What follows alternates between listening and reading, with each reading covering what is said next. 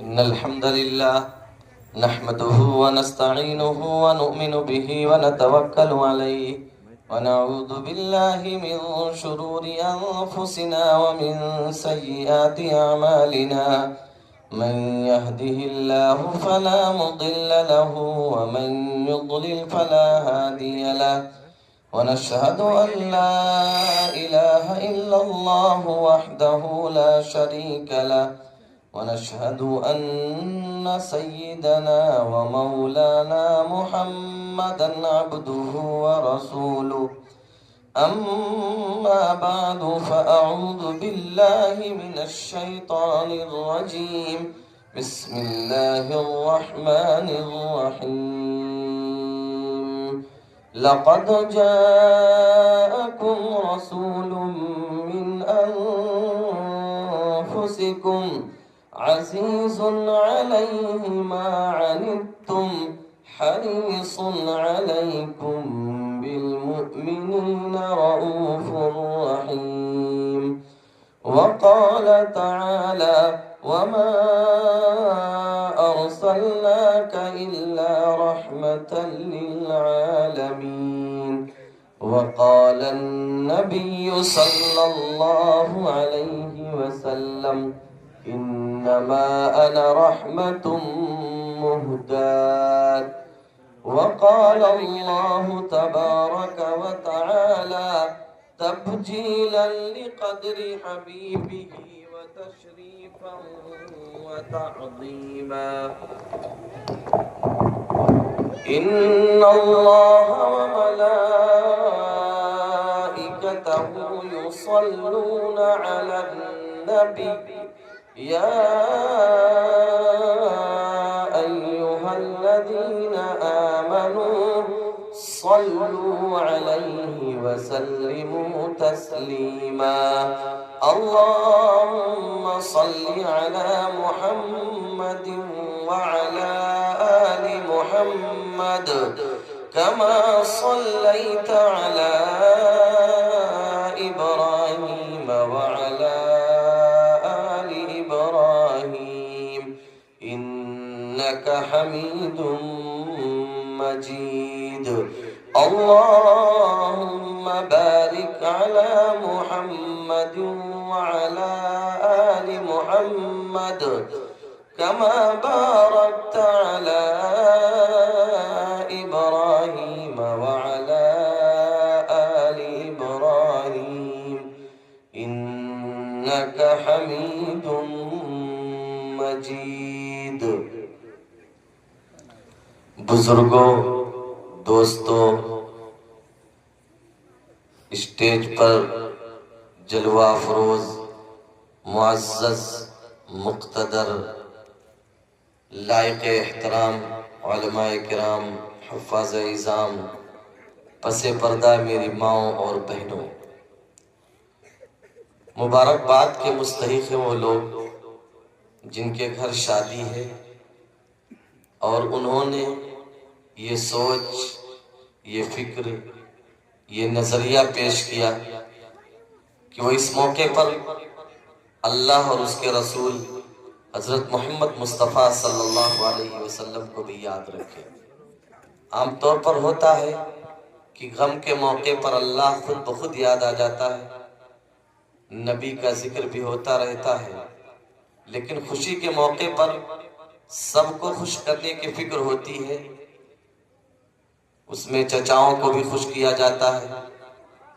چاچیوں کو بھی خوش کیا جاتا ہے، پھوپھی اور پھوپھاؤں کو بھی خوش کرنے کی کوشش کی جاتی ہے، گاؤں کے ذمہ داروں کو خوش کرنے کی کوشش کی جاتی ہے، پردھان اور نیتا کی بھی خوشامد کر لی جاتی ہے۔ لیکن اگر کسی کی خوشی کا احترام نہیں کیا جاتا، کسی کے دل کی ٹھنڈک کا اگر انتظام نہیں کیا جاتا تو وہ حضرت محمد مصطفیٰ صلی اللہ علیہ وسلم ہے۔ خوشی کے موقع پر آپ کو، آپ کے ذکر خیر کو اور آپ کی تعلیمات کو اگنور کر دیا جاتا ہے۔ یہ ایک طرح سے ہمارے سماج کا ایک ظلم ہے اور ہمارا سماج اس زیادتی کا شکار ہے۔ مبارکباد کے مستحق ہیں، دعاؤں کے مستحق ہیں وہ لوگ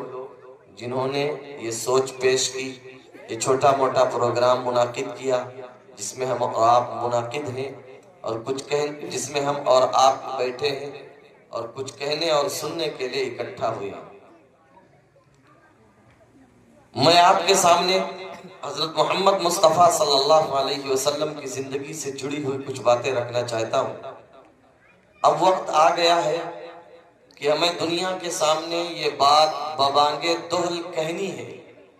دنیا کے سامنے یہ بات تو ٹوک انداز میں کہنی ہے، دنیا کو سر عام کھلم کھلا ہمیں یہ بتلانا ہے کہ حضرت محمد مصطفیٰ صلی اللہ علیہ وسلم سے ہمارا تعلق، ہمارا رشتہ صرف نبوت کا نہیں ہے، صرف رسالت کا نہیں ہے، صرف پیغمبری کا نہیں ہے۔ یعنی ایسا نہیں کہ وہ صرف ہمارے رسول ہیں اور بس، وہ صرف ہمارے نبی ہیں بس، وہ صرف ہمارے پیغمبر ہیں، اس سے زیادہ ہمارا کوئی رشتہ نہیں، ایسا نہیں ہے۔ حضرت محمد مصطفیٰ صلی اللہ علیہ وسلم سے ہمارا تعلق عقیدت کا ہے، حضرت محمد مصطفیٰ صلی اللہ علیہ وسلم سے ہمارا تعلق محبت کا ہے، حضرت محمد مصطفیٰ صلی اللہ علیہ وسلم سے ہمارا تعلق ایمان کا ہے، حضرت محمد مصطفیٰ صلی اللہ علیہ وسلم سے ہمارا تعلق اعتقاد کا ہے، حضرت محمد مصطفیٰ صلی اللہ علیہ وسلم سے ہمارا تعلق نصرت کا اور حمایت کا ہے۔ اس دنیا میں ہمیں سب سے پیارا کوئی اگر ہے، سب سے عزیز تر اگر کوئی ہے، اور ہمارے دل اور ہماری دھڑکنوں میں اگر کوئی بستا ہے، دل کے ایک ایک دھڑکن میں، خون کے ایک ایک رگ میں اگر کوئی بستا ہے تو وہ حضرت محمد مصطفیٰ صلی اللہ علیہ وسلم ہے۔ اور اس رشتے کو ہم اتنا مضبوط رکھنا چاہتے ہیں کہ اس رشتے کے لیے اگر ضرورت پڑی تو ہم جان کی بھی قربانی دینے کے لیے تیار ہیں، مال کی بھی قربانی دینے کے لیے تیار ہیں، اولاد کو بھی لٹانے کے لیے تیار ہیں، گھر بار کو بھی لٹانے کے لیے تیار ہیں، کاروبار کو بھی قربان کرنے کے لیے تیار ہیں، تجارت کو بھی آپ کے قدموں میں نثار کرنے کے لیے تیار ہیں۔ اور یہ صرف جذباتی بات نہیں، ماضی میں بھی، گزرے ہوئے زمانے میں بھی ہم نے یہ کیا ہے کہ نبی کی عظمت کی خاطر، نبی کی محبت کی خاطر، نبی کی تعظیم کی خاطر، نبی کی توقیر کی خاطر اور نبی کی شان کی بلندی کی خاطر ہم نے گھر کو قربان کیا، ہم نے بیویوں کو یتیم کیا، بچوں کو یتیم کیا، ہم نے کاروبار کو چلتا ہوا چھوڑ دیا، ہم نے فصلوں کو اس پھلا ہوا چھوڑ دیا، ہم نے درختوں پر لگے ہوئے پکے ہوئے پھل کو یوں ہی چھوڑ دیا، اور آئندہ بھی جب ضرورت پڑے گی ہم اس کے لیے تیار ہیں۔ اور یہ صرف جذبات نہیں، آپ ہمارے پرخود کی تاریخ اٹھا کر دیکھ لیجئے،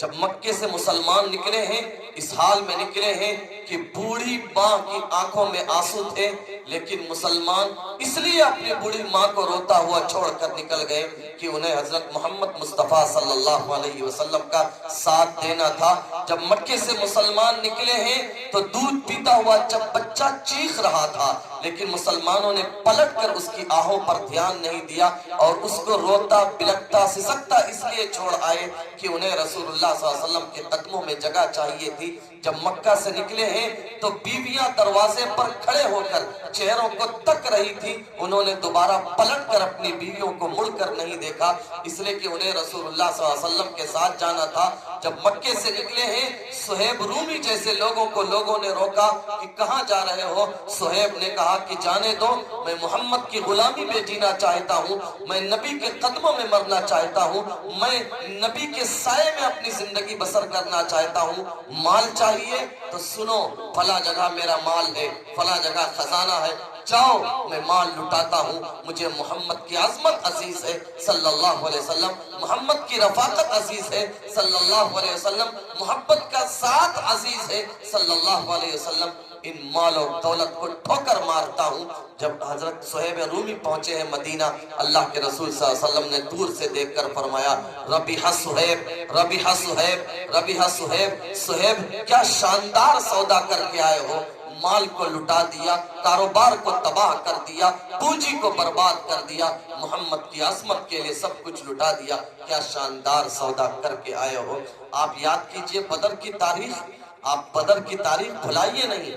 دنیا کی تاریخ میں یہ پہلی نظریاتی جنگ ہے جب دونوں طرف سے عزیز تر لوگ سامنے تھے، آپ اندازہ لگائیے کیسی جنگ لڑی گئی۔ رسول اللہ صلی اللہ علیہ وسلم سامنے ہیں، ادھر سے آپ کے مد مقابل لڑنے کے لیے آپ کے سگے چچا حضرت عباس آئے ہیں۔ وہ عباس ہیں جنہوں نے بیعت عقبہ ثانیہ کے موقع پر انصار سے کہا تھا میرے بھتیجے کو لیے تو جا رہے ہو لیکن اس کے ساتھ غلط نہیں ہونا چاہیے، اگر تم میرے بھتیجے کی حفاظت نہیں کر سکتے ہو تو میں خدا کا واسطہ دیتا ہوں میرے بھتیجے کو لے کر نہ جاؤ۔ ایک جذبات عباس کے وہ تھے، یہ عباس شیب ابی طالب میں تھے، آج وہی عباس بھتیجے سے لڑنے کے لیے سامنے کی صف میں کھڑے ہیں۔ ایک طرف علی المرتضیٰ ہے، دوسری طرف سگا بھائی عقیل دشمنوں کے صف میں کھڑا ہے، ایک طرف حضرت ابو بکر صدیق ہے، دوسری طرف سگی اولاد عبد الرحمن بن ابی بکر صدیق دشمنوں کے صف میں کھڑے ہیں، ایک طرف مصعب بن عمیر ہے،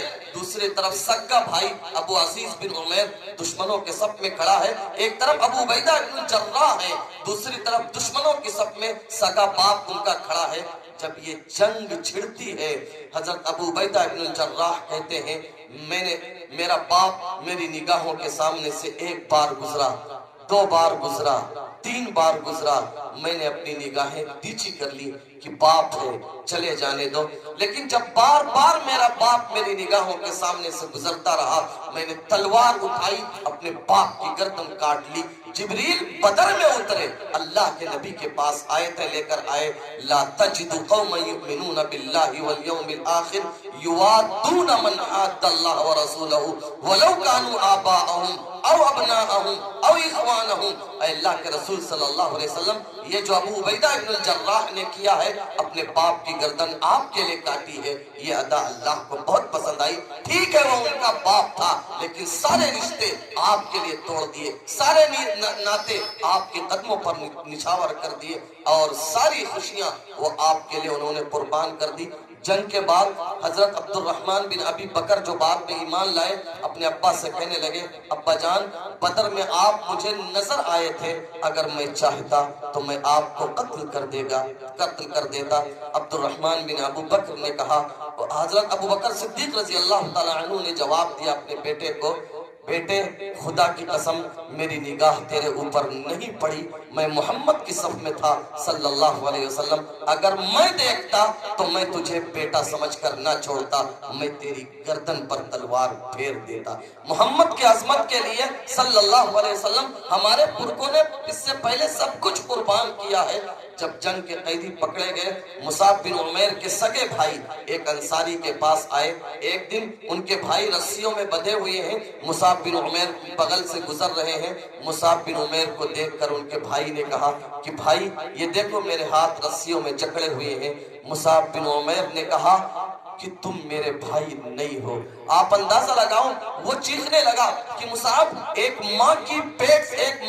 پیٹ سے پیدا ہوئے ہیں، ایک باپ کے سائے میں ہم پلے ہیں، ایک آنگن میں ہم کھیلے ہیں، ایک مٹی پر پل کر جوان ہوئے ہیں، تم کہہ رہے ہو کہ میں تمہارا بھائی نہیں ہوں۔ مصعب بن عمیر نے کہا تم میرے بھائی اس لیے نہیں ہو کہ تمہارے سینے میں محمد کی غلامی نہیں ہے صلی اللہ علیہ وسلم۔ جب جنگ چھٹتی ہے 70 مکے والے پکڑے جاتے ہیں جو مسلمانوں سے لڑائی کے لیے آئے تھے، مشورہ ہوتا ہے، حضرت ابو بکر صدیق رضی اللہ تعالیٰ عنہ کی رائے ہوتی ہے کہ پیسے لے کر چھوڑ دیے جائیں، اس لیے کہ بہرحال یہ ہمارے رشتہ دار ہیں، عزیز ہیں، مکے والے ہیں، ہمارا تعلق انہی سے ہے اور ہمیں اس وقت پیسوں کی بھی ضرورت ہے۔ حضرت عمر رضی اللہ تعالیٰ عنہ کی جب رائے آئی تو حضرت عمر نے کہا کہ میری رائے وہ نہیں ہے جو ابو بکر صدیق رضی اللہ تعالیٰ عنہ کی رائے ہے، میری رائے یہ ہے کہ اللہ کے نبی جس کا جو رشتہ دار جنگ میں پکڑ کر آیا ہے اس کے رشتہ دار کے ہاتھ میں تلوار دیجئے۔ اللہ کے نبی آپ کے چچا عباس پکڑ کر آئے ہیں، آپ تلوار اٹھائیے عباس کی گردن کاٹیے۔ حضرت علی کے بھائی مسلم پکڑ کر آئے ہیں، آپ حضرت عقیل پکڑ کر آئے ہیں، علی کے ہاتھ میں تلوار دیجئے، عقیل کی گردن کاٹے۔ عبد الرحمن ابو بکر صدیق رضی اللہ تعالیٰ عنہ کے لڑکے پکڑ کر آئے ہیں، ان کے ہاتھ میں تلوار دیجئے وہ ان کی گردن کاٹے۔ میرا فلاں رشتہ دار پکڑ کر آیا ہے، میرے ہاتھ میں گردن کی تلوار دیجئے میں اس کی گردن کاٹوں، تاکہ ہم اللہ کو یہ بتا دیں کہ اس نیلے گگن کے نیچے اور اس دھرتی کے اوپر ہمارے سینے میں سب سے زیادہ اگر کسی کے لیے پیار ہے، سب سے زیادہ کسی کے لیے محبت ہے، سب سے زیادہ کسی کے لیے عظمت ہے تو وہ اللہ اور اس کے رسول کے لیے ہے۔ اس سے زیادہ ہم کسی سے محبت نہیں کرتے۔ تو ہم نے پچھلے بھی نبی کی عظمت کے لیے، نبی کی محبت کے لیے ہماری تاریخ بھری پڑی ہے کہ ہر قربانی دی ہے، دے رہے ہیں اور دیتے رہیں گے۔ اس لیے دنیا ہمارے اس پہلو کو نظر انداز کرے، اس پہلو سے ہمارا امتحان لینے کی کوشش نہ کرے، ورنہ ہم اپنی عورتوں کو چھوڑ سکتے ہیں، ہم اپنے بچوں کو یتیم کر سکتے ہیں، ہم اپنی ماؤں کو بغیر اولاد کے کر سکتے ہیں، لیکن نبی کی ناموس پر، نبی کی عظمت پر، نبی کی عزت پر، نبی کی عظمت پر ہم اپنے آپ کو قربان کر دیں گے۔ اس موضوع پر آپ سنتے رہتے ہیں اور موقع ملا تو سنتے بھی رہیں گے۔ میں چاہتا ہوں کہ رسول اللہ صلی اللہ علیہ وسلم کی سیرت کا ایک دوسرا پہلو آپ کے سامنے چھیڑوں، اور وہ پہلو یہ ہے کہ ہم نبی سے کتنی محبت کرتے ہیں، امت نبی سے کتنی محبت کرتی ہے، یہ بات بار بار آپ کے سامنے آتی ہے،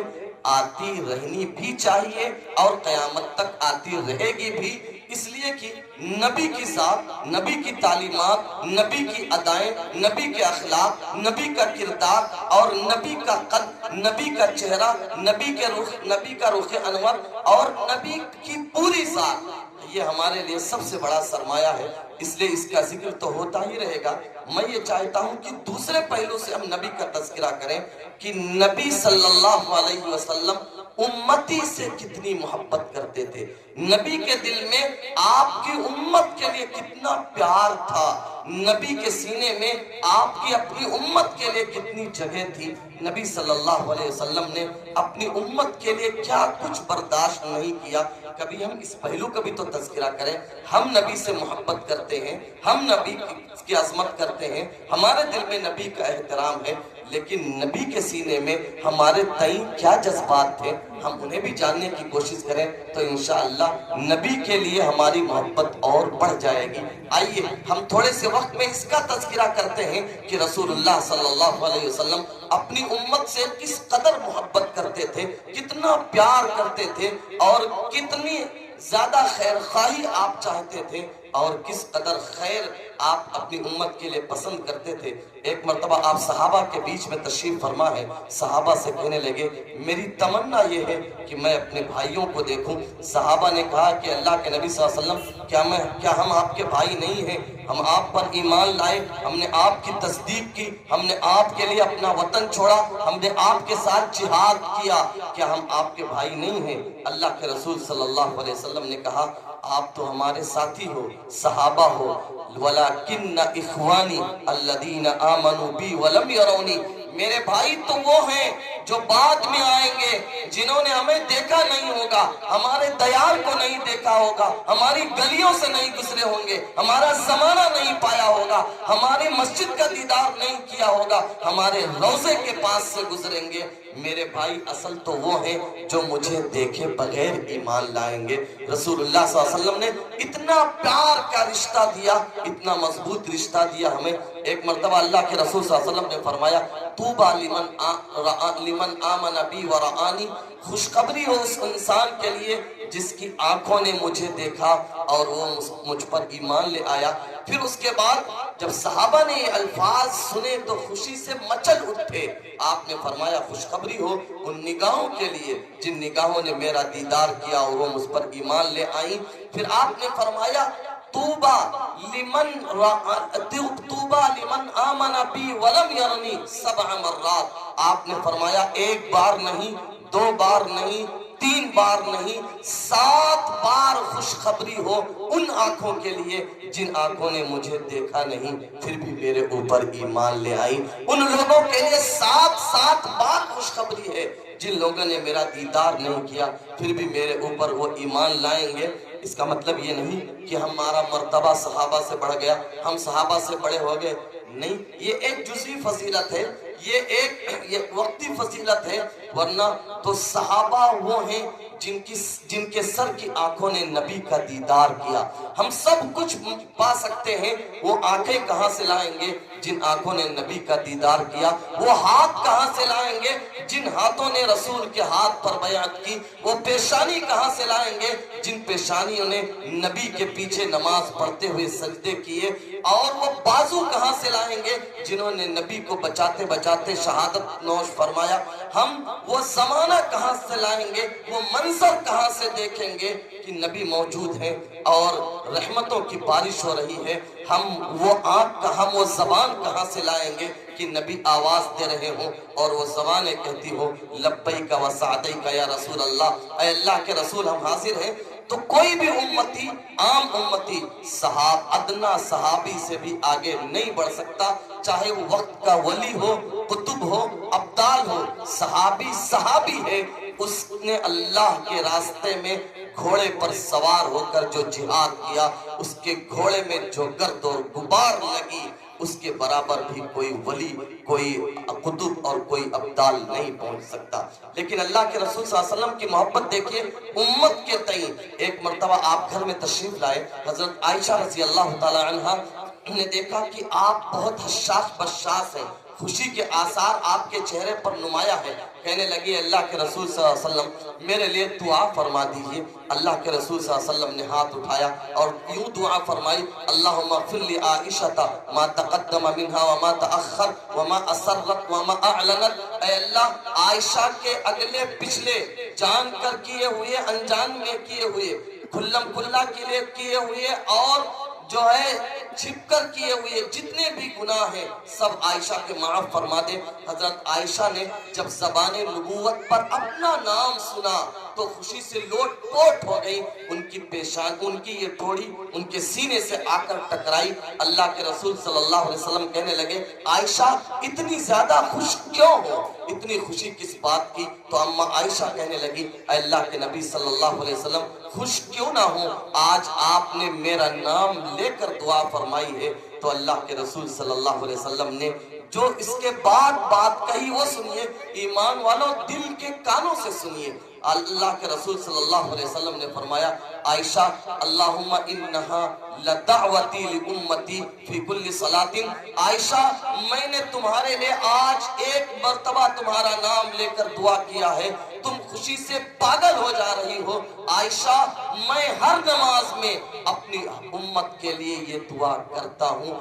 ہر نماز میں اپنی امت کے لیے یہ دعا تحفے میں پیش کرتا ہوں. اندازہ لگائیے کوئی اس روئے زمین پر کوئی اولاد نہیں جو ہر نماز میں اپنی والدین کے لیے دعا کرتا ہو، کوئی شاگرد نہیں جو اپنے استاذ کے لیے ہر نماز میں دعا کرتا ہو، کوئی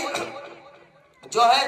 ایسا پیر اور مرشد نہیں جو اپنے سے جڑے لوگوں کے لیے ہر نماز میں دعا کرتا ہو. اس روئے زمین پر تنے تنہا حضرت محمد مصطفیٰ صلی اللہ علیہ وسلم ہے جو ہر نماز میں اپنی امت کے لیے دعا فرما رہے ہیں. ایک مرتبہ آپ نے نماز میں قرآن کی آیت تلاوت کی، رب انہن اضللن کثیرا من الناس فمن تبعنی فانہ منی ومن عصانی فانک غفور رحیم. یہ حضرت ابراہیم کی دعا تھی. حضرت ابراہیم نے اپنے پروردگار سے کہا اے اللہ ان بتوں نے بہت سارے لوگوں کو گمراہ کیا ہے،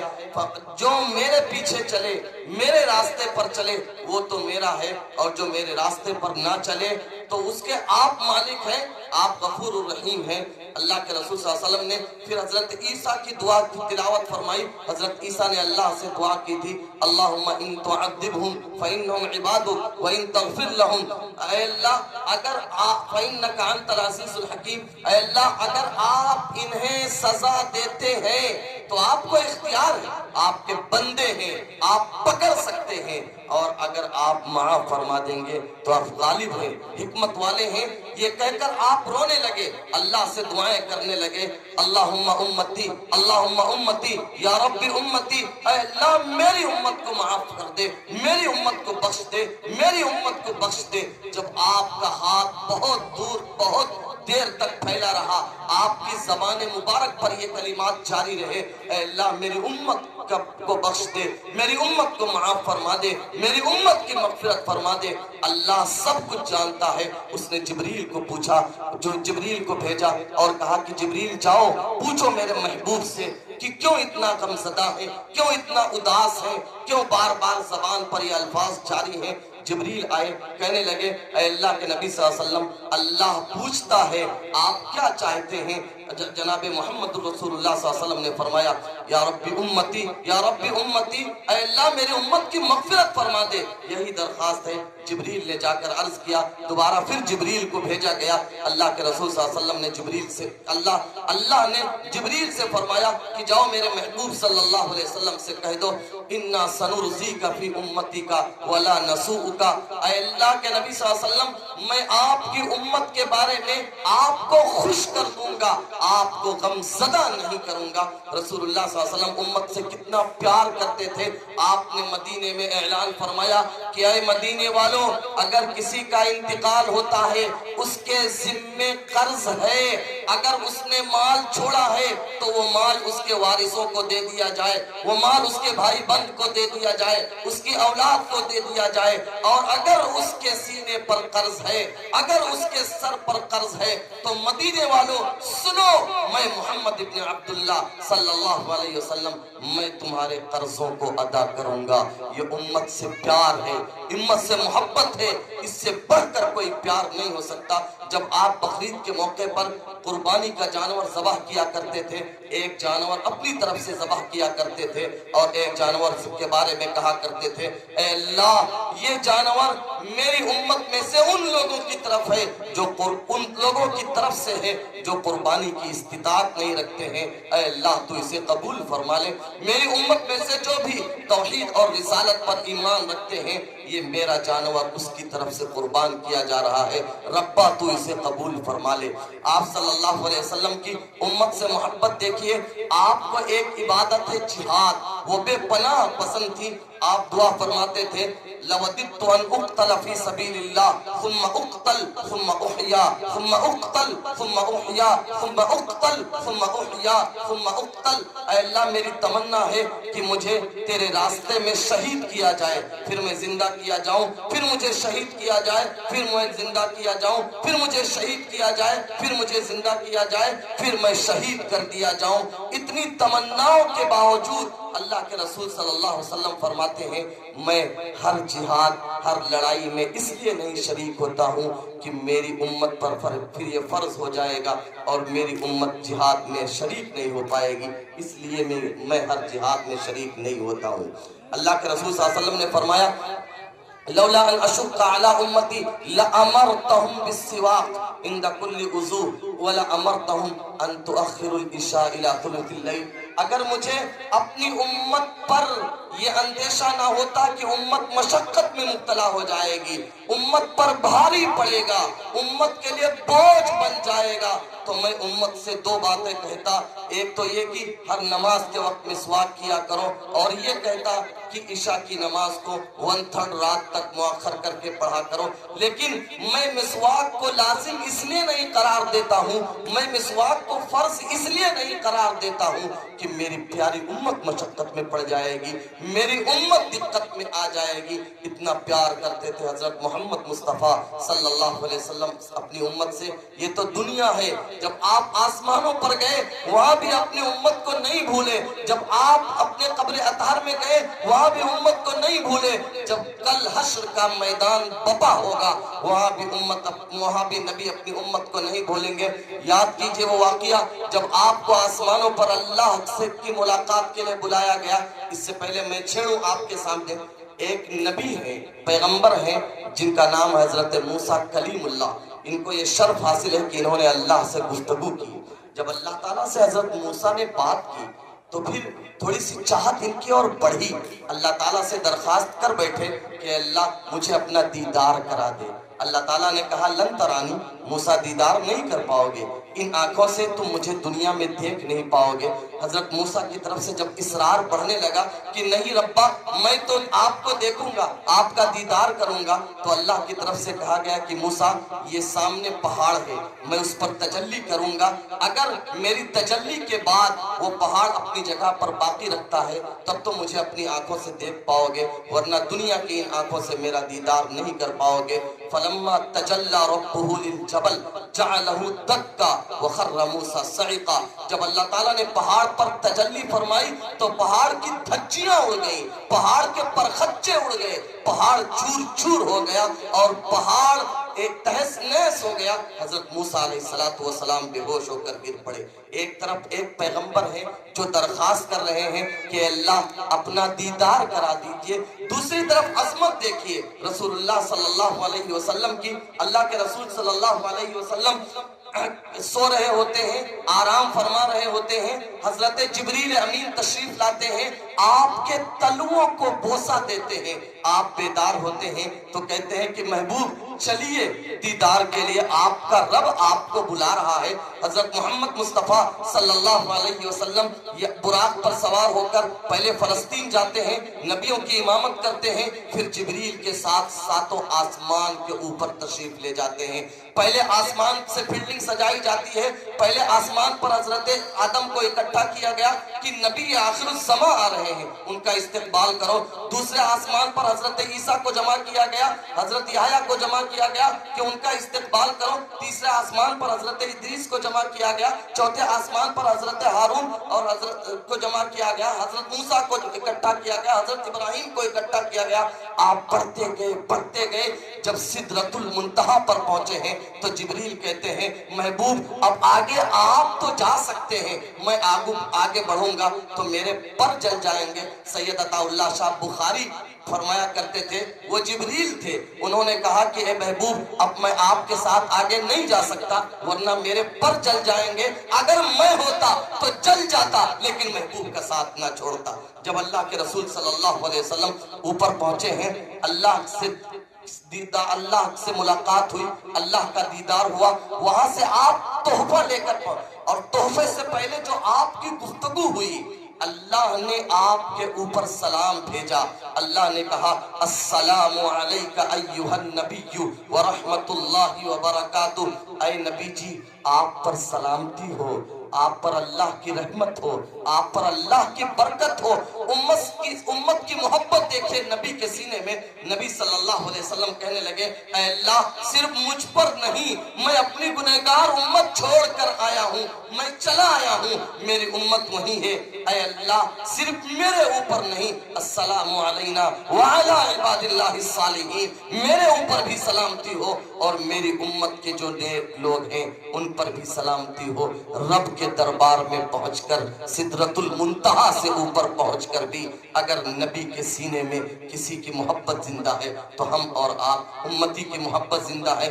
پھر جب آپ 50 نمازیں لے کر اور سورہ بقرہ کی آخر کی 2 آیتیں لے کر واپس آتے ہیں، 50 نمازیں آپ کو تحفے میں ملی، آپ نے وہ تحفہ قبول فرما لیا، لیکن جب حضرت موسیٰ کے پاس پہنچے ہیں، حضرت موسیٰ نے کہا ان امتک لا تطیق، اے محبوب صلی اللہ علیہ وسلم آپ کو تحفہ تو مل گیا ہے 50 نمازوں کا، لیکن آپ کی امت یہ 50 نمازیں پڑھ نہیں پائے گی۔ تب اللہ کے نبی کو خیال آیا کہ اچھا میری امت مشقت میں پڑ جائے گی۔ آپ پلٹ کر گئے ہیں اللہ کے پاس، اے اللہ، اے پیارے رب، اے پروردگار، نمازوں کا تحفہ تو قبول ہے لیکن میری امت کی طرف دیکھ لیجئے، میری امت پر رحم فرمائیے، میری امت 50 نمازیں پڑھ نہ پائے گی، اس لیے کچھ کم کر دیجئے۔ اللہ کی طرف سے کمی کی گئی، 45 نمازیں ہوئی، پھر آپ پلٹ کر گئے، کہنے لگے اے اللہ میری امت یہ بھی نہیں پڑھ پائے گی، اور کچھ کنسیشن کر دیجئے۔ پھر 40 نمازیں ہوئی،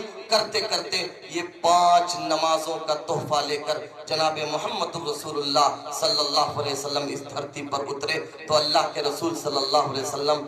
عرش پر جانے کے بعد بھی، عرش والے سے عرش کے قریب پہنچنے کے بعد بھی، اللہ سے ملاقات کے بعد بھی اپنی امت کو نہیں بھولے۔ پھر جب آپ اس دنیا سے پردہ فرما گئے، اللہ کے رسول صلی اللہ علیہ وسلم نے فرمایا میں تمہارے بیچ میں ہوں، یہ تمہارے لیے بہتر ہے، اور میرا پردہ فرما جانا بھی تمہارے لیے بہتر ہے۔ آپ نے فرمایا تمہارے اعمال میرے سامنے پیش کیے جاتے ہیں، اگر وہ اعمال اچھے ہوتے ہیں حمدت اللہ، میں اللہ کی تعریف کرتا ہوں، اور اگر وہ اعمال گڑبڑ کرتے ہیں استغفرت اللہ لکم، تو میں اللہ سے تمہارے لیے مغفرت طلب کرتا ہوں۔ استغفرت اللہ لکم، میں اللہ سے تمہارے لیے مغفرت طلب کرتا ہوں کہ اللہ میری امت ہے، میں بھلے ہی ان کا ساتھ چھوڑ کر چلا آیا آپ کے پاس، لیکن میری امت کی مغفرت فرما دے۔ یہ وہ نبی ہیں جنہوں نے قبر میں جانے کے بعد بھی ہمیں نہیں بھلایا،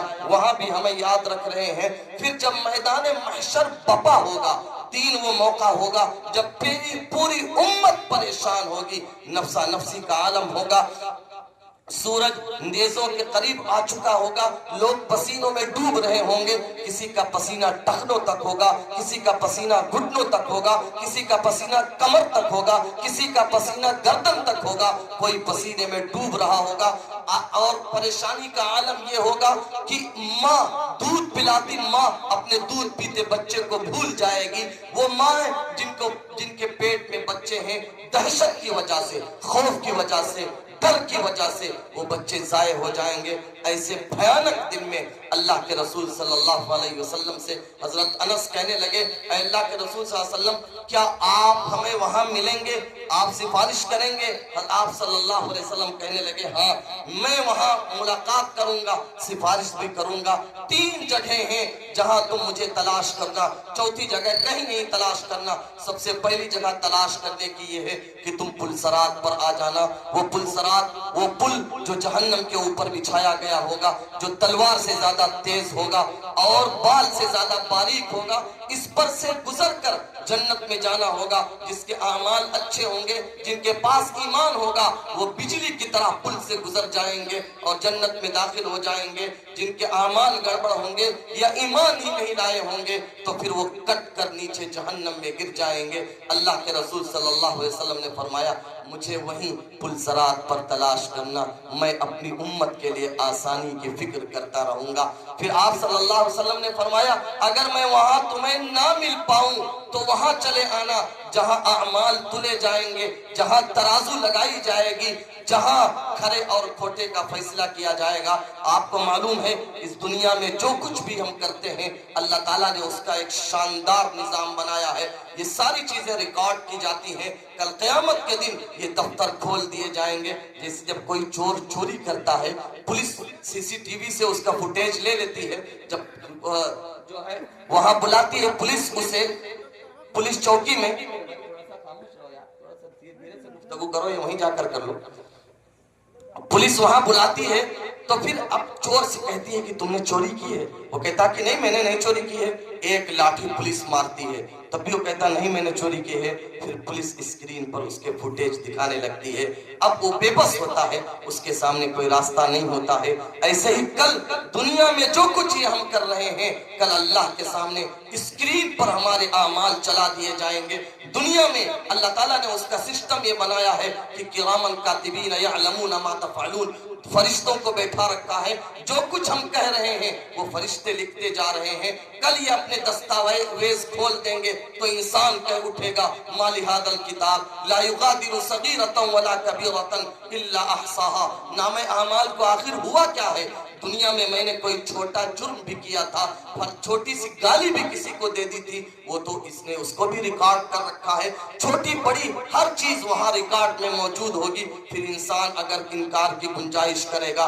زمین کو حکم دیا جائے گا کہ بول کھڑی ہو جا، زمین کہے گی یومئذ تحدث اخبارہا بان ربک اوحی لہا۔ اے اللہ میری پشت پر اس نے فلمیں دیکھی، اے اللہ میری پشت پر اس نے زناکاری کی، اے اللہ اللہ میری پشت پر اس نے شراب پیے، اے اللہ میری پشت پر اس نے نافرمانی کی، اے اللہ میری پیٹھ پر اس نے اپنی ماں کو دھکا دیا، اے اللہ میری پیٹھ پر اس نے اپنے باپ سے اکڑ کر گفتگو کی، اے اللہ میری پیٹھ پر اس نے گالیاں دی، زمین بول اٹھے گی۔ پھر بھی اگر یہ انکار کی پوزیشن میں آئے گا تو سورہ یاسین میں کہا گیا الیوم نختم علی افواہہم وتکلمنا ایدیہم وتشہد ارجلہم،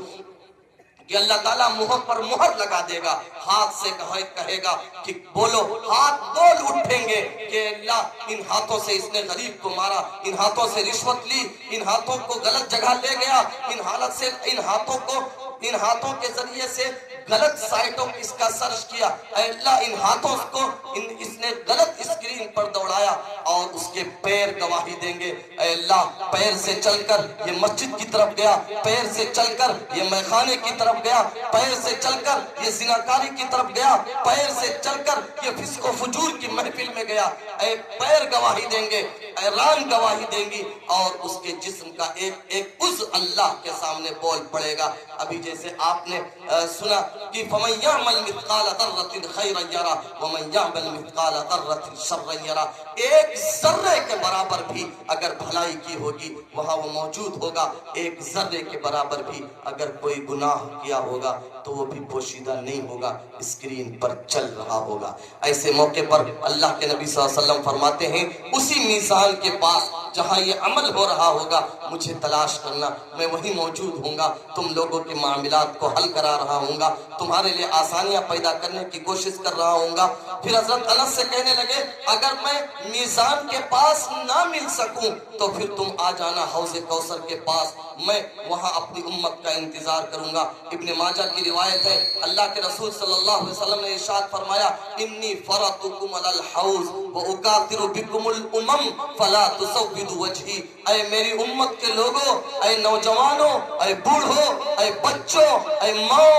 اے بہنوں، کان کھول کر سن لو، کل جب نفسی نفسی کا عالم ہوگا اللہ کے نبی کہتے ہیں میں حوض کوثر پر تمہارا انتظار کروں گا اور میں دور سے استقبال کروں گا کہ یہ میرا امتی آ رہا ہے، یہ امتی میرا امتی آ رہا ہے۔ لیکن جو اگلی بات اللہ کے نبی صلی اللہ علیہ وسلم نے کہی وہ ڈرنے کی چیز ہے۔ اللہ کے رسول صلی اللہ علیہ وسلم نے فرمایا فَلَا تُسَوِّدُ وَجْهِي، میرے چہرے کو سیاہ مت کرانا، دنیا میں کوئی ایسا کام مت کرنا کہ تمہارے آنے کی وجہ سے میری نگاہیں جھک جائیں، مجھے سر نیچا کرنا پڑے، مجھے منہ پھیر لینا پڑے کہ یہ میرا وہ امتی ہے جس نے ایسا پاپ کیا ہے جس کی وجہ سے اب اولین اور آخرین کے مجمع کے سامنے میں سر اٹھانے کی جرأت نہیں کر پا رہا ہوں۔ اللہ کے رسول صلی اللہ علیہ وسلم نے فرمایا میرے چہرے کو سیاہ مت کرنا۔ آپ صلی اللہ علیہ وسلم امت سے کس قدر پیار کرتے تھے، ایک آخری واقعہ بتا کر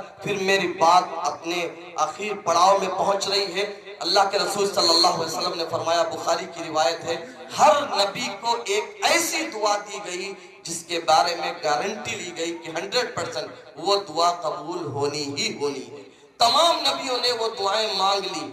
مجھے جو دعا ملی تھی، جس دعا کا اختیار ہوا تھا، میں نے اس دعا کو چھپا کر رکھا ہے، میں اس کے ذریعے سے اپنی امت کی شفاعت کروں گا۔ وہاں بھی اللہ کے نبی امتیوں کو نہیں بھیجیں گے، پھر شفاعت نہیں بھولیں گے، پھر شفاعت کی وہ جو تفصیل ہے آپ کتابوں میں پڑھیں، کئی موقع پر شفاعت ہوگی، وہ جو شفاعت کبریٰ ہے اس موقع پر لوگ حیران پریشان ہوں گے۔ جیسے ابھی میں نے منظر کشی کی کہ سورج نیچے آ گیا ہوگا، لوگ پسینے میں ڈوب رہے ہوں گے، یہ آسمان ٹوٹ پھوٹ کر ختم ہو چکے ہوں گے، یہ ستارے اور سیارے تباہ ہو چکے ہوں گے، یہ پہاڑ روئی کے گالوں کی طرح اڑتے ہوئے پھریں گے، ان سمندروں کو چھوڑ دیا جائے گا، یہ آگ کے بلبلے بن جائیں گے۔ ایسے موقع پر اللہ کے رسول صلی اللہ علیہ وسلم فرماتے ہیں کہ میں شفاعت کروں گا، میں سفارش کروں گا۔ لوگ گھبرا کر حضرت آدم کے پاس پہنچیں گے، آدم کہیں گے میں سفارش نہیں کر سکتا۔ حضرت نوح کے پاس لوگ جائیں گے، حضرت نوح بھی معذرت کر لیں گے۔ حضرت ابراہیم کے پاس آئیں گے، حضرت ابراہیم بھی معذرت کر لیں گے۔ حضرت موسیٰ کے پاس آئیں گے، حضرت موسیٰ بھی کہیں گے میں سفارش نہیں کر سکتا۔ حضرت عیسیٰ کے پاس آئیں گے، حضرت عیسیٰ بھی معذرت کر لیں گے، لیکن پتہ بتا دیں گے کہ حضرت محمد مصطفیٰ صلی اللہ علیہ وسلم کے پاس چلے جاؤ، تمہاری پریشانیاں حل ہو سکتی ہیں۔ لوگ اللہ کے رسول صلی اللہ علیہ وسلم کے پاس آئیں گے، اللہ کے رسول صلی اللہ علیہ وسلم سجدے میں گر جائیں گے اور اللہ کی وہ شاندار تعریف و توصیف کریں گے، ان الفاظ سے تعریف اور توصیف کریں گے جن الفاظ سے آپ نے دنیا میں کبھی اللہ کی تعریف نہیں کی ہوگی۔ اسی وقت اللہ القا فرمائے گا، پھر اللہ کو پیار آئے گا، آپ سجدے میں سر رکھے ہوئے ہوں گے، اللہ کہے گا ارفع رأسک یا محمد سل تعطا اشفع تشفع، اے اللہ کے نبی صلی اللہ علیہ وسلم سر اوپر اٹھائیے، مانگیے، کیا مانگتے ہیں آج آپ کو دیا جائے گا، سفارش کیجئے آپ کی سفارش قبول کی جائے گی۔ اللہ کے رسول صلی اللہ علیہ وسلم کہیں گے کہ جس کے سینے میں جو کے دانے کے برابر بھی ایمان ہے اسے جہنم سے نکال کر جنت میں ڈال دیا جائے۔ اللہ کے رسول صلی اللہ علیہ وسلم کی یہ بات مان لی جائے گی اور ان لوگوں کو جہنم سے نکال کر جنت میں ڈال دیا جائے گا کہ جن کے پاس ایمان تو تھا لیکن بدعملیوں کی وجہ سے وہ جہنم میں پہنچ گئے تھے۔ پھر آپ دوسری مرتبہ سجدے میں گر جائیں گے، اللہ کی تعریف کریں گے، اللہ کہے گا ارفع رأسک یا محمد سل تعطا اشفع تشفع، اے محبوب، اے کائنات کے سردار، سر اٹھائیے، مانگیے، سوال کیجئے، سفارش کیجئے، آپ کی سفارش قبول کی جائے گی۔ اللہ کے رسول صلی اللہ علیہ وسلم فرمائیں گے جس کے سینے میں رائی کے دانے کے برابر یا ذرے کے برابر ایمان ہے اس کو بھی جہنم سے نکال کر جنت میں ڈال دیا جائے۔ آپ کی یہ بات بھی مان لی جائے گی اور ان تمام لوگوں کو جہنم سے نکال دیا جائے گا جن کے سینے میں رائی کے برابر یا ذرے کے برابر ایمان ہے۔ تیسری مرتبہ پھر آپ سجدے میں چلے جائیں گے، اللہ کی تعریف و توصیف کریں گے، اللہ کو پیار آئے گا، اللہ کہے گا یا محمد ارفع رأسک سل تعطا اشفع تشفع، سر اٹھائیے، مانگیے، کیا مانگتے ہیں، آپ زبان کھولیے، لب کو جنبش دیجئے، آپ ہونٹوں کو ہلائیے، آپ کی بات پوری کی جائے گی۔ محمد صلی اللہ علیہ وسلم عرض کریں گے اے اللہ جس کے سینے میں ذرے سے بھی کمتر درجے کا ایمان ہے اسے بھی جہنم سے نکال کر جنت میں داخل کر دیا جائے، اسے بھی جہنم سے نکالا جائے گا، جنت میں داخل کر دیا جائے گا۔ پھر چوتھی مرتبہ آپ سجدے میں گریں گے، اللہ کی لازوال تعریف کریں گے، لاجواب حمد و ثنا کریں گے، اللہ کو پیار آئے گا، اللہ کہے گا سر اٹھاؤ، مانگو، کیا مانگتے ہو، فریاد کرو، آپ کی فریاد قبول کی جائے گی، آپ کی سفارش قبول کی جائے گی۔ اللہ کے رسول صلی اللہ علیہ وسلم فرمائیں گے اذن لی لمن قال لا الہ الا اللہ، اے اللہ کے نبی، اے اللہ جس نے دنیا میں ایک بار بھی لا الہ الا اللہ کہہ لیا تھا، اب میری سفارش یہ ہے کہ اسے بھی جہنم سے نکال کر جنت میں ڈال دیا جائے گا۔ اللہ فرمائے گا عزتی و جلالی و کبریائی و عظمتی لأخرجن منہا من قال لا الہ الا اللہ، میری عزت کی قسم، بڑائی کی قسم، کبریائی کی قسم، عظمت کی قسم، میں ضرور اس انسان کو جہنم سے نکال کر جنت میں داخل کروں گا جس نے دنیا میں ایک بار بھی لا الہ الا اللہ محمد الرسول اللہ کہہ لیا ہے۔ یہ آپ کا پیار ہے اس امت کے ساتھ، یہ آپ کی تڑپ ہے، یہ آپ کی لگن ہے، یہ آپ کا لاڈ ہے اس امت کے ساتھ۔ اب اگر یہ امت اپنی شادیوں میں، اپنے فنکشنوں میں، اپنی پارٹیوں میں، اپنے سماج میں، اپنے معاشرے میں، اپنے کاروبار میں، اپنی مارکیٹ میں، اپنے لین دین میں اگر یہ امت اپنے نبی کو بھلا دے، نبی کی تعلیمات کو پیروں کے نیچے رون ڈالے، نبی کی سنتوں کو پامال کر ڈالے، تو میرے خیال سے اس امت سے زیادہ ظالم کوئی امت نہیں ہے۔ جس امت کے لیے نبی نے اتنا پیار دیا ہو، اتنی محبتیں بانٹی ہوں، اتنی شفقتیں دی ہوں اور اتنا پیار لٹایا ہو، وہ امت نبی کے لیے بے وفا ہو جائے، وہ امت نبی کی باغی ہو جائے، وہ امت نبی کی نافرمان ہو جائے، یہ کبھی سوچا نہیں جا سکتا۔ اس لیے نوجوانوں اور پردے کے پیچھے سن رہی میری ماں اور بہنوں، ہم آپ سے کہیں گے، خاص طور پر آپ یہ ٹھانے کہ اپنی چہار دیواری کے اندر ہم اپنی نسلوں کو حضرت محمد مصطفیٰ صلی اللہ علیہ وسلم کا سچا اور پکا وفادار بنائیں گے۔ جو کام ایک کالج نہیں کر سکتا، جو کام ایک یونیورسٹی نہیں کر سکتی، جو کام ایک تنظیم نہیں کر سکتی، جو کام ایک جلسہ نہیں کر سکتا، جو کام ممبر و محراب نہیں کر سکتے، وہ کام بہت آسانی سے اگر کوئی کر سکتا ہے تو ماں کر سکتی ہے، ماں کی گود کر سکتی ہے، گھر کا ماحول کر سکتا ہے۔ اس لیے آپ ٹھانیں کہ ہم اپنے گھروں میں، اپنی چہار دیواریوں میں ایک با کردار نسل کی تعمیر کریں گے، ایک ایسی نسل کو تیار کریں گے جو قوم کے لیے مفید ہو، ملت کے لیے مفید ہو، امت کے لیے مفید ہو، اسلام کے لیے مفید ہو، جس کے سینے میں، جس کی دھڑکن میں، جس کے خون کے دوران میں رسول اللہ صلی اللہ علیہ وسلم کا پیار بستا ہو، رسول اللہ صلی اللہ علیہ وسلم کی عظمت بستی ہو، رسول اللہ صلی اللہ علیہ وسلم کی محبت بستی ہو۔ ایک آخری بات کہہ کر میں اپنی بات کہہ رہا ہوں، ختم کر رہا ہوں، میری بات بھی ختم ہو رہی، میرا ٹائم بھی ختم ہو رہا ہے۔ خاص طور پر میں اپنی ماں اور بہنوں سے کہوں گا کہ دو مثال میں آپ کے سامنے رکھتا ہوں، اس پر غور کیجیے۔ پہلی مثال یہ ہے کہ نماز کسی بھی حالت میں معاف نہیں ہے۔ آپ بیمار ہیں، صحت مند ہیں، پردیس میں ہیں، گھر میں ہیں،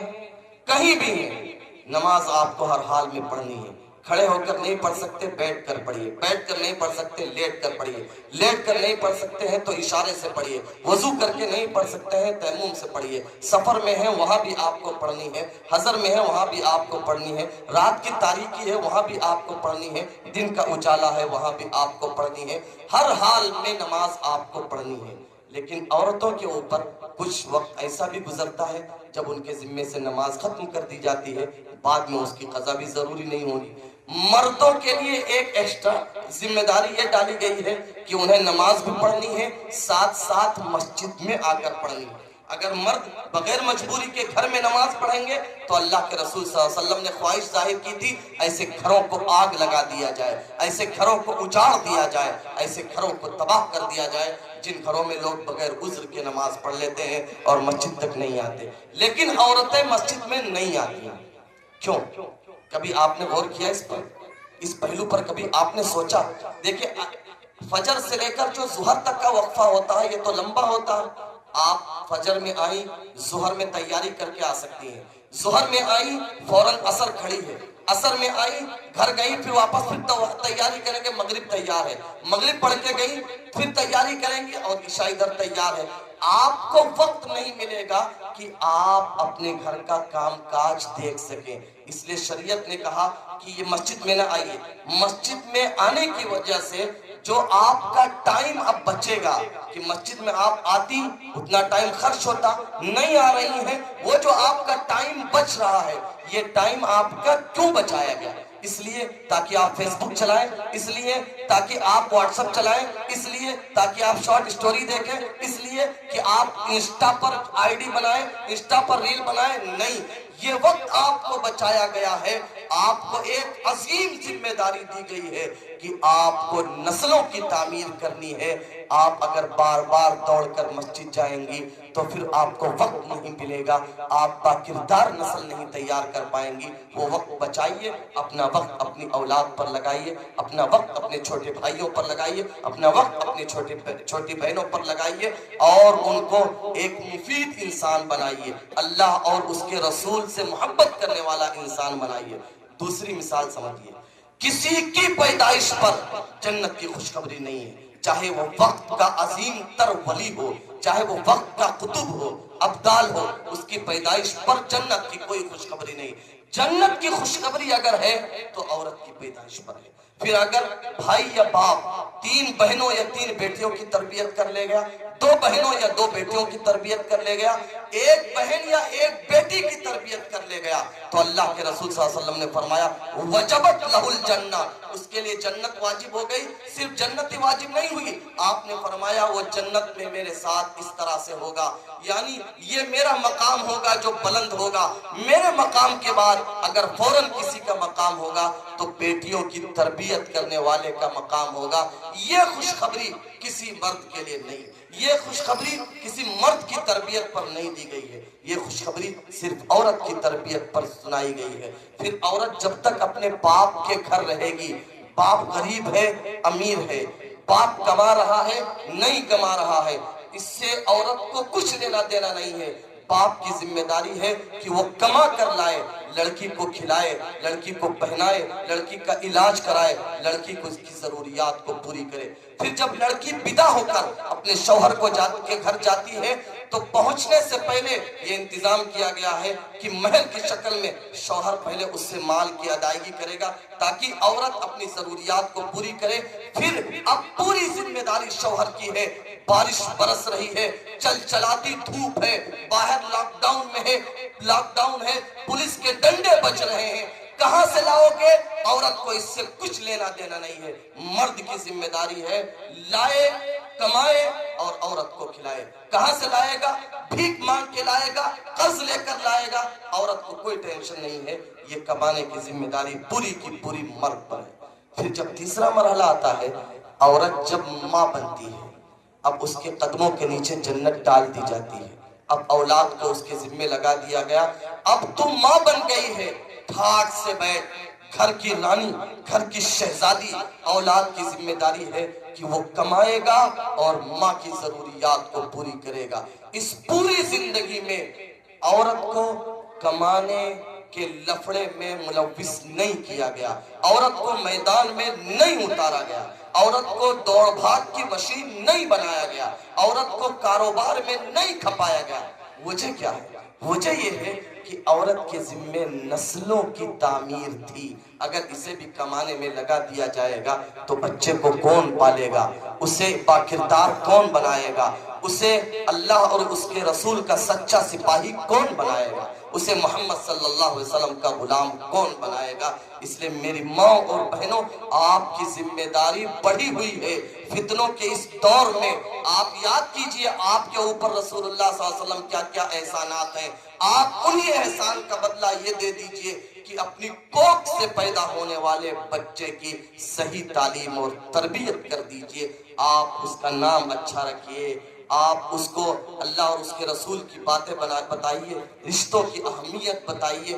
آپ انہیں دین کی طرف لائیے۔ اگر ایک بچہ آپ دیندار چھوڑ کر گئی ہے، اس سے بڑا صدقہ جاریہ آپ کے لیے کوئی نہیں ہے۔ جب آپ قبر میں پہنچ جائیں گی، آپ کی ہڈیاں قبر کی مٹی کھا جائے گی، لیکن اس بچے کو جب بھی آپ کی یاد آئے گی تو ہاتھ اٹھائے گا، رب اغفر لی ولی والدیہ، اے اللہ میری بھی مغفرت فرما، میرے ماں باپ کی بھی مغفرت فرما۔ اس لیے آپ نسلوں کی تعمیر پر فوکس کیجئے۔ نسلیں کیسے تعمیر کی جاتی ہیں، پھر کبھی موقع ملے گا تو اس پر گفتگو کی جائے گی۔ اللہ کہیں سنی باتوں پر عمل کی توفیق عطا فرمائے، کہنے اور سننے میں جو کچھ کوتاہیاں ہوئی ہیں اللہ اسے درگزر فرمائے۔ اللہ ہمارے سینے میں بھی، آپ کے سینے میں بھی، ماں اور بہنوں کے سینے میں بھی محمد صلی اللہ علیہ وسلم کی عظمت، آپ کی محبت، آپ کی تعظیم، آپ کی توقیر پیدا فرمائے اور آپ کے راستے پر چلنے والا بنائے۔ وما علینا الا البلاغ۔